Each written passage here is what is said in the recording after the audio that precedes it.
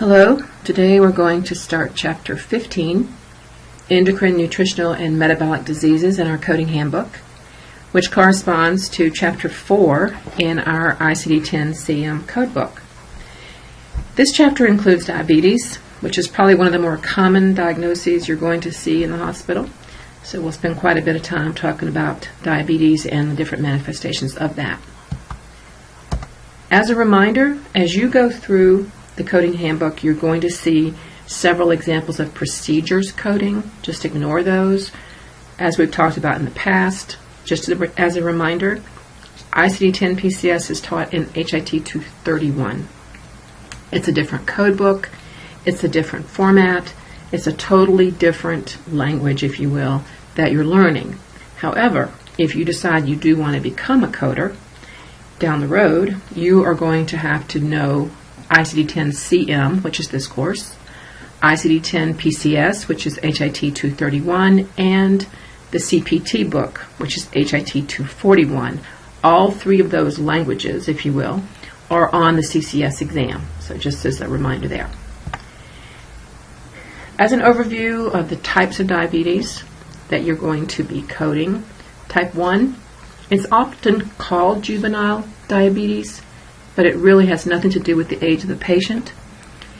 This type of diabetes is characterized by the body's failure to produce any insulin. So we do not add the code Z79.4 for long-term use of insulin for patients with a type 1 diabetes because they need that insulin to stay alive.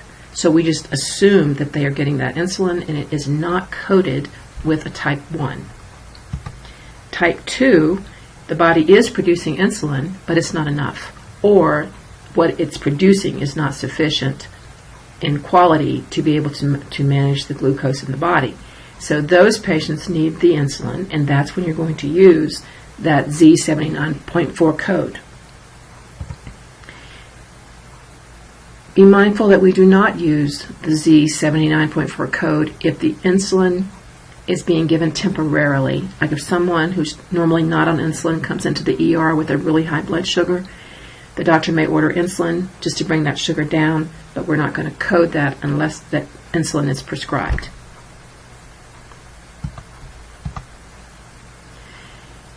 When we start looking in the alphabetical index for types of diabetes, we're going to start with the first axis being the type, and then underneath that in the alphabetical index you will see the different complications or manifestations. Diabetes can cause many different things at the same time. Some can be acute, some can be chronic. So it's not unusual for a diabetic patient to have many E codes. Assign as many codes as you need to identify all the conditions that that patient has. There is such a thing as secondary diabetes, and that's when it's been caused by another condition or an event. Very common to see that in infections or when the pancreas is removed.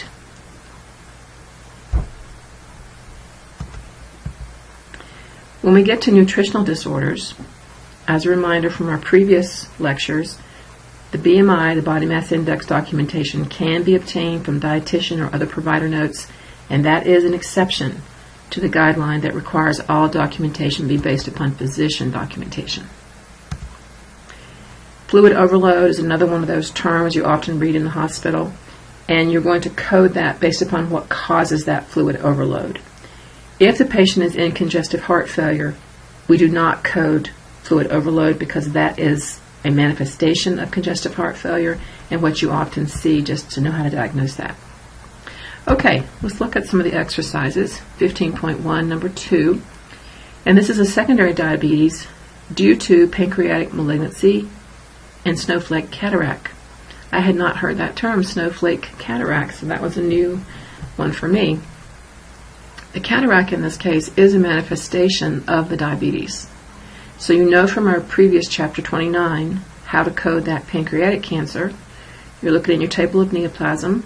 Under neoplasm you have pancreas. Then in the malignant primary column you have C25.9, and it is your primary diagnosis. And then the diabetes, we're going to look in the alphabetical index here for how we would find that code. So let's move to our alphabetical index. And we are in diabetes. And we're going to move down to due to underlying condition. So we keep going down, and here we are, due to underlying condition. Now there was another due to up here, so let's don't get confused. The first due to is drug or chemical. So we're going to keep moving down to get due to underlying condition. And here we go.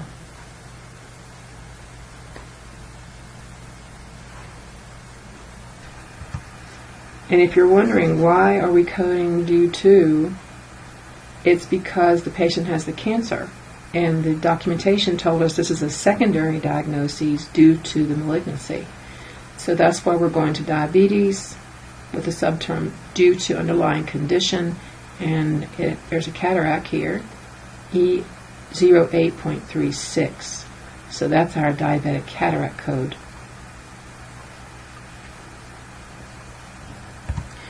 When we go to the tabular, E08.36, diabetes mellitus due to underlying condition with diabetic cataract. We are in the E08 category, so we always want to go to the top of this category to see if there's any instructional notes that we would use in this category. And we get up to, let's see, need to go to the next column. Here we go. Diabetes mellitus due to underlying condition. Code first the underlying condition. And you see malignant neoplasm is one of those conditions. So this helps us to know how we sequence those codes. We're going to code first our malignancy and use an additional code to identify any insulin use. So let's see if our documentation gave us any information on that. In our documentation, it doesn't mention the insulin use, so we're not going to code that. But we are going to code the malignancy first, as instructed by our instructional notes. Many times when you don't know how to sequence your codes, your instructional notes really help you with that. Okay, let's look at the next one. This is exercise 15.1, number 7. And I wanted to use this one just to have you be mindful to always use the more specific code. If we look up impotence in our alphabetical index, we get the N52.9 code. 0.8 and 0.9 are both more non-specific, or not as specific, I should say, as the characters 0 through 7. So even though the alphabetical index gets us in the neighborhood in the tabular, you always want a more specific code if you can find one. And because we know that impotence is a male sexual dysfunction and erectile dysfunction, we could look at it this way, looking up dysfunction, sexual, male, erectile, each one of those subterms. And then under erectile, there's a due to, under that, disease classified elsewhere. That would be the correct code and the more specific code, because we know that his impotence is due to the diabetes. And when we go to N52.1, there is an instructional note, code first, underlying disease.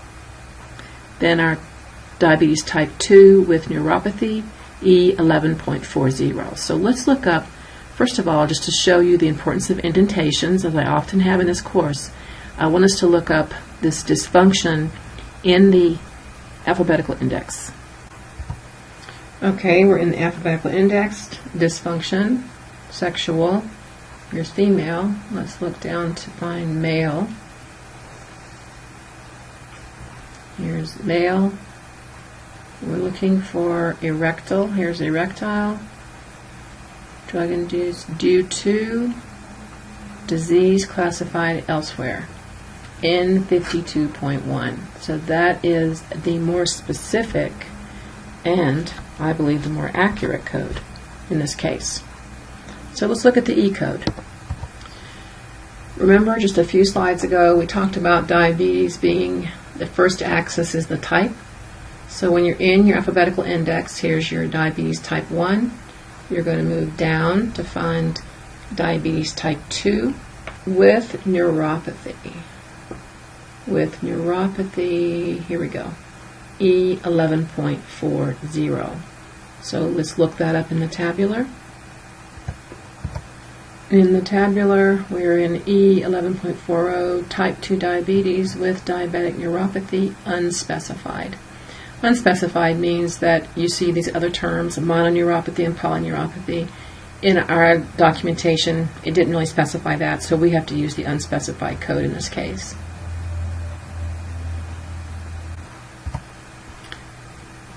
Exercise 15.2, number 4. A type 1 diabetic developed hypoglycemia, which is a low sugar, even though she had taken only the prescribed dose of the insulin and she did not alter her exercise or her eating regimen. And if we coded this, it would be diabetes type 1 with hypoglycemia. One reason why I wanted to use this particular exercise is we're going to see a little bit later, depending on if the insulin is too much or too little, you have either an underdosing or a poisoning. But in this case, the patient, the documentation tells us the patient took only the prescribed dose. So there is no underdosing and there is no poisoning because it's taking too much. So you're simply going to code the diabetes type 1 with the hypoglycemia. I included this exercise because I don't like the way the documentation is written. This is the way that it is in the textbook. It implies, by using with this way, that the mental disabilities are related to the cystic fibrosis, and they are not. So, to make our point, let's look in the alphabetical index under fibrosis, cystic. I wanted to show you why I don't like the way this is written. I did some research, and intellectual impairment is not typically associated with cystic fibrosis. They have many other problems, but that's not one of them. And when we look in our alphabetical index, you see the cystic fibrosis here with these different problems, none of which are related to the intellectual ability. So I think whoever wrote that exercise should have made the distinction somehow, either with a semicolon or something, that the two things were not connected. And I have here on the right the pathway for how you would get the mild intellectual disability. As I've mentioned in a previous podcast, I'm not going to look up every single one of these. By giving you the pathway, I think you can do that on your own. And it allows us to spend more time on things that aren't in the coding handbook. The next exercise, 15.3, number 9, deals with a morbidly obese patient with a BMI of 39. And I have here the rationale and the pathway for how you would get to those codes. As a reminder, we can use BMI documentation from a dietitian to help us know what we can code. Exercise 15, number 11, is a fluid overload due to a transfusion. You may remember in an earlier slide in this podcast I talked about how you code fluid overload depends on the circumstances. And in this case, when it's due to a transfusion, it falls under the E87.71 code.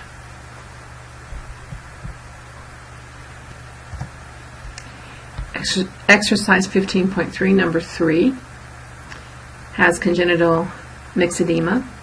That's pretty straightforward, but this one, the inappropriate antidiuretic hormone secretion syndrome, is a little more challenging. So I wanted to show you the pathway. When you are looking this up in the alphabetical index, antidiuretic is your main term. That's a tough one. And you see here in the alphabetical index, there you go. I know when I first started looking for this term, I was using syndrome as my main term, and there are no entries under syndrome for antidiuretic hormone.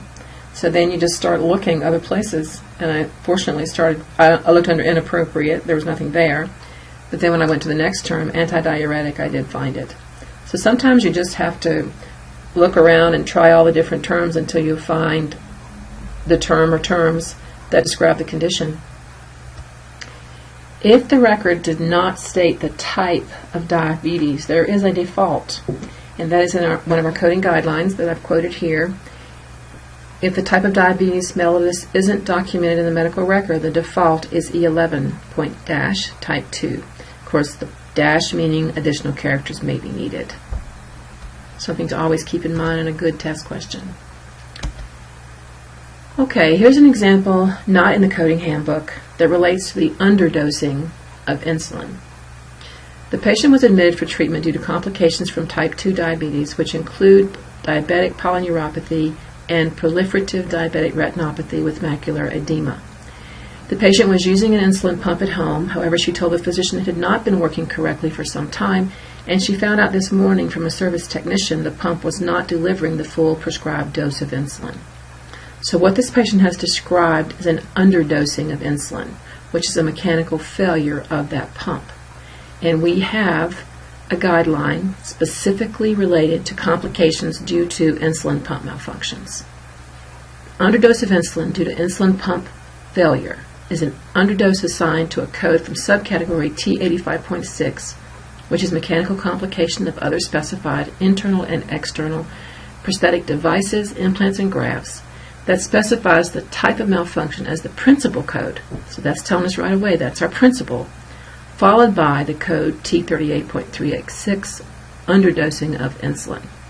Additional codes should be assigned for the type of diabetes and any complications due to the underdosing. Let's look at how our pathways would look for this particular case. There is a column in the table of drugs and chemicals for underdosing, and we would look up insulin as our substance, and here would be your underdosing code. So that takes care of that T38 code, and we would add the 6th character A for initial encounter. Our documentation tells us this is an initial encounter. But this T85 code, we need to find that one, and that is found in the alphabetical index under complication. Insulin pump, mechanical, breakdown gets us to T85.614A. The underdosing code we have here below, T38.386. We know this person has diabetes with polyneuropathy. That is an E11.42. With retinopathy, proliferative with macular edema, E11.351, and is on insulin.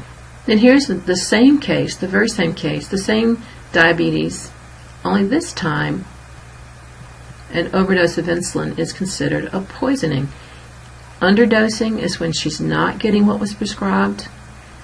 Overdosing is when she's getting more than prescribed, and that overdose is considered a poisoning. So you're going to go back to that T85.6 code. This time your T38 code is a poisoning code, not an underdosing code.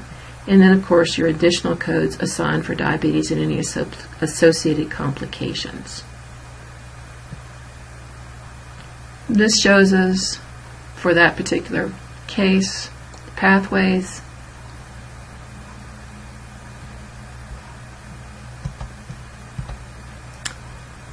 This is another exercise not in the coding handbook. Patient had a total pancreatectomy last month, and as a result has now developed secondary diabetes mellitus and uses insulin.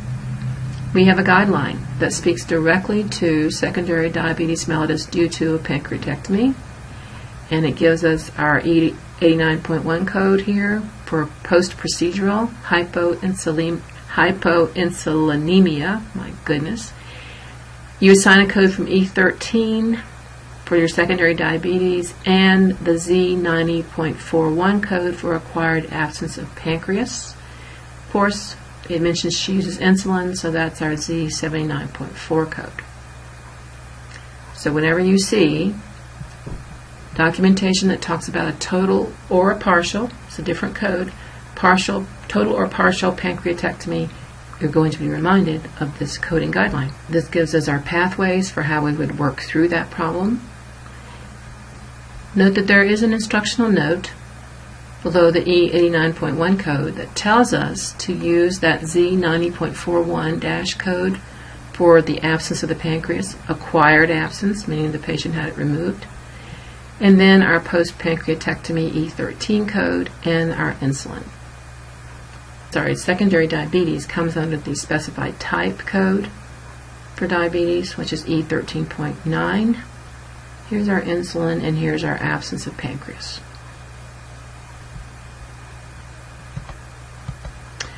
The exercises in this PowerPoint do not address all the guidelines for Chapter 4.